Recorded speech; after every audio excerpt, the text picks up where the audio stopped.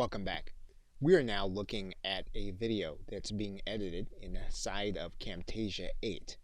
And regardless of your video editing software, you're going to have some decisions to make about editing. Now, one thing that we're going to do in the editing process is we're going to make sure that we edit in the highest resolution possible.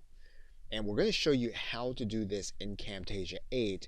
You'll need to make sure that you can do the very same process inside of the video software that you own. Now, the default settings in Camtasia when you start the final production process say 854 by 480. However, we want to make sure that this is going to be closest to our recording dimensions, which we should have done, if possible, at 1920 by 1080. So we want to make sure that we use those dimensions.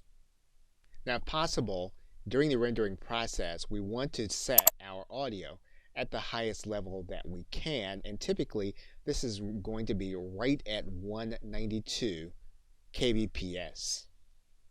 Now, in some cases, your video editing software will give you the option of being able to put metadata inside of the video file.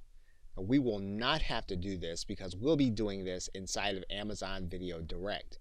So where you have the project information, the author information, and even the iTunes information, you'll want to make sure that you have this correct for the upload process. You don't have to have it for the final production.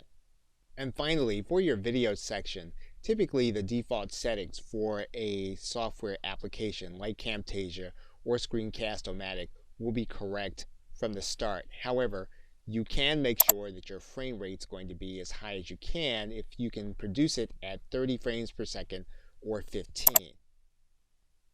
Okay, so with that, thanks, and I will see you in another video.